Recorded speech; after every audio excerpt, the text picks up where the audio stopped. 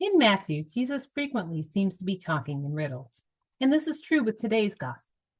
The idea of infants knowing something that those who are wise and intelligent are oblivious to is nonsensical, and yet this is what Jesus proclaims.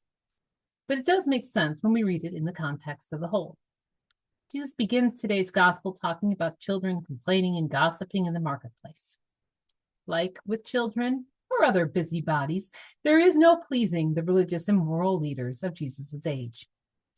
John came with fire and brimstone and a strict asceticism, and he was beheaded by Herod with little protest from these leaders. Jesus came with metaphors and parables and a willingness to eat and socialize with all.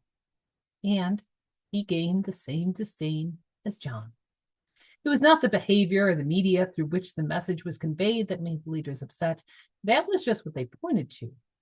It was the message itself that was upsetting. But that means by which the message was conveyed was what was used against both Jesus and John. We still have this tendency today. We disregard people because they are too uneducated and their grammar and its spelling is atrocious. Or they are too educated and to our minds have no real life experience. They are snobs who have never really worked a day in their lives. They are too young, so what could they really know about life? Or they are too old and stuck in a time that has gone rosy with memory. If they are members of ethnic or racial minority groups, they are either too white and have assimilated too much into the dominant norms, or they are too ethnic and do not know how to act in polite society. For women, you are frequently either too much of a prude or you are too loose. If you're a member of a religious minority, either you have forgotten your religion and where you came from and have given yourself over to godless secularism, or you're a devotee of a foreign religion trying to change American law to match your religious doctrine. And the funny thing is that the whispers may have mutually contradictory content. Same person may be accused of being both. And those who are loudest in condemning and others frequently are actually guilty of the things they are accusing those of. But as in Jesus' day, these personal attacks are not really the point. The issue is that the individuals are saying things that make those in power uncomfortable. They're making visible the shortcomings in society and the ways that some are being left behind while others are being pushed ahead. As we contemplate, celebrate, and commemorate the 250th anniversary of the signing of the Declaration of Independence, I think that this is an important message to contemplate. We are inheritors of a great nation that has been the light to nations around the world.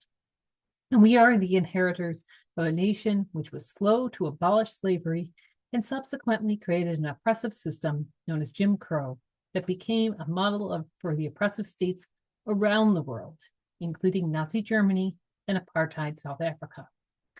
We pledge allegiance to a flag of a republic which stands with liberty and justice for all, and yet millions have been forced into camps with rotting food, no medical attention, overcrowding, and fluorescent lights throughout the day and night until they give up their claim to a path to citizenship or are forcibly deported either to their own homelands or to third-party prisons with even more inhumane conditions. And while it may get you labeled a blue-haired hippie if you object, the prophets were clear. John the Baptist was clear. Jesus was clear. The God of Abraham, the God of Ishmael and Isaac, the God of Rachel and Leah, is a God who is on the side of the dispossessed and the powerless.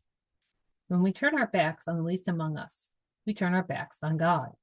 And if we truly believe and pledge ourselves to a nation under that God, then we must work to ensure that this nation's failings, as well as its virtues, are known so that we can confess those sins, reconcile ourselves with those we have hurt, and work together to build a stronger and more heavenly nation and world for us all.